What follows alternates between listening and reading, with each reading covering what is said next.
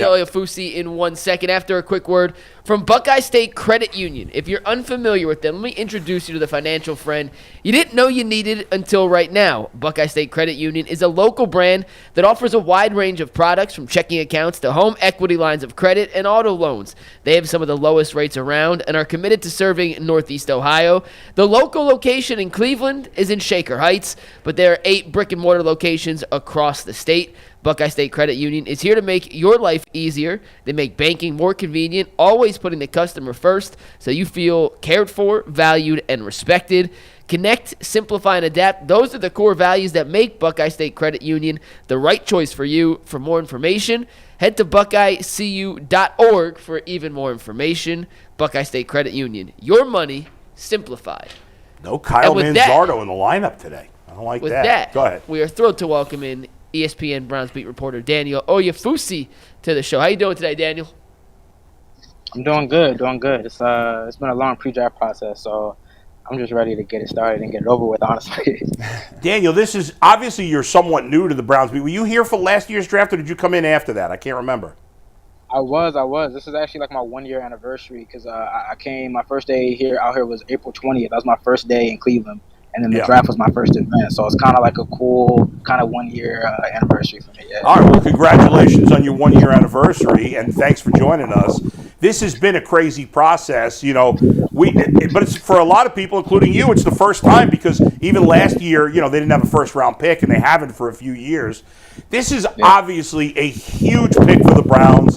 They have not drafted well the last few years. Obviously, last season was a disaster. Do you believe that Andrew Berry's job is on the line based on the success of this pick, especially at 2? I don't think this pick is necessarily gonna be. I don't think this is necessarily like the end all be all. I think this pick is the foundation of what needs to be a really strong draft class. I thought that the comments from owner Jimmy Haslam were pretty telling. Obviously we remember the Deshaun Watson swinging and miss comments, but he also said like Andrew knows that he has to nail this draft. And when you got 10 draft picks, the second time for the second most in the NFL, it's really the most value in terms of the capital and where the picks are. And you've got to come out of this draft with multiple starters and contributors, and that starts with 2 and the decision they make right there. Daniel, I did a couple mock drafts over the last few days, and I went tackle a lot at 33. We know tackle was another position of need. In your opinion, hold that first pick in the second round, do you think the Browns really go in the trenches or more of a skill position player there? Yeah, that's a real good question. I think that, it's been interesting to hear Andrew Berry and folks in the organization kind of talk about how they're going about this and, really emphasizing value in their draft strategy. It all seems like presumably the Browns are going to take Travis Hunter at 2.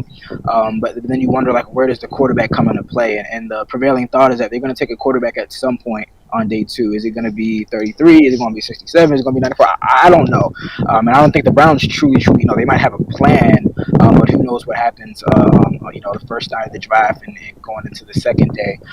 If they are really hell-bent on getting a guy in that late first 33 pick, I think that there will be a couple guys available, but if not, I do think that this is going to be a draft that kind of skews offense, just looking at the way free agency shaked out and looking at their needs. So I wouldn't be surprised if we see, an offensive tackle. We see maybe a running back, with the way they're talking about this draft class, I don't know if you maybe need to get one at 33, but I would not be surprised at offensive tackle as well. It seems like maybe there might be a run on some of those tackles, but if 1 or 2 of those guys available at 33, I could definitely see that, even though they have, put a lot of talk, very highly of DeJuan Jones, and they expect him to be back for training camp. But they do need to kind of reinforce the trenches with that group getting older, and then some guys being free agents next year. I was watching some of your colleagues there on NFL Live the last couple of days. They were talking about Travis Hunter. Lovefield Yates, friend of the show, buddy of mine. I disagree with him, however, on this, that he thinks he can't. Talking about Travis Hunter, he doesn't think that Travis Hunter will be able to play as many snaps as he was able to do both ways in the pros for a variety of reasons. I think he can, at least early in his career. What say you? So this is the thing. I think that they should definitely give Travis the opportunity. Presuming they pick him, I think that they should give him the opportunity. Like I think even Andrew Berry kind of alluded to that. Like we want him to prove that he can't before we say that he That's can. right. Now the thing about it is, and even I was listening to the Ravens pre-draft conference a couple weeks ago or last week, and John Harbaugh was talking about how like the mental side of it and everything that it takes during the week to put in that work. I'm also thinking like this just came to mind like during training camp what happens, because the thing is I'll start here. As good of a wide receiver is right now, most people will say that he's raw as a wide receiver. People will say that he's actually more farther along as a cornerback than he is a wide receiver. But you still need to, like, cornerback is a technician. That's a technician position as much as wide receiver is. So how does that work during training camp? Is it like, all right, we're lining up against Denzel Ward for like one play, and then you switch over, and then you're at cornerback and you're going up against Jerry Jeudy? Like, I don't know. I think that to maximize, I think that there is a lot of value in him playing. There's a ton of value in him playing both sides of the ball in the NFL. But Andrew Berry said that, like, hey, he doesn't need to play both sides to be worth the number 2 pick. And if they think as highly of him as a wide receiver as it seems they do, because that's where they want to play him, I think that it is really beneficial for him to really hone that down and work on the nuances of his route running and make sure that he can be the best possible wide receiver that he can be for the Browns. So, Daniel, based on everything you just said, let me just ask you your opinion. You spend a lot of time around this team, around this organization.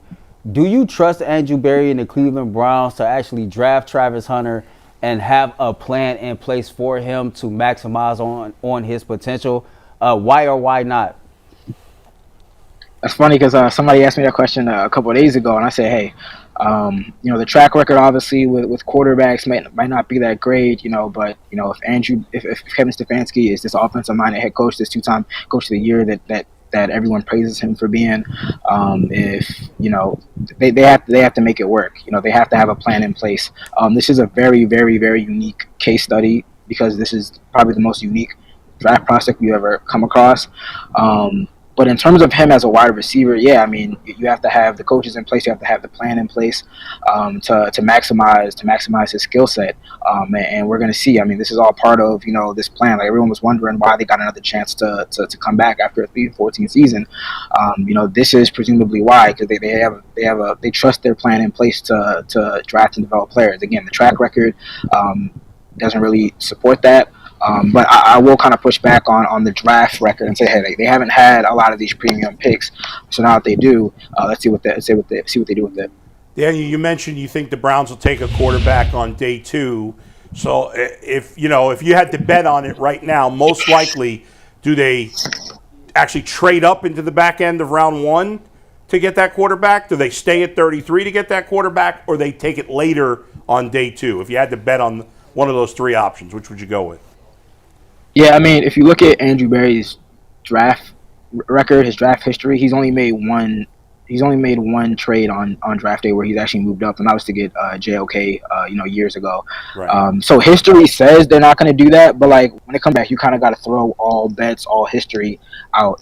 We did an NFL Nation mock draft at ESPN yesterday, and we worked on it over the past week, and there were trades allowed, and I considered that. Like I looked at the draft day trade charts. I looked at what would it take to go from, let's say, 33 to 20 to maybe jump the Steelers for Shedeur Sanders if he starts to fall 33 to 24 with the Vikings. Quasi, the GM out there, used to be with the Browns, has a good relationship with Andrew Berry. I think that's a possibility.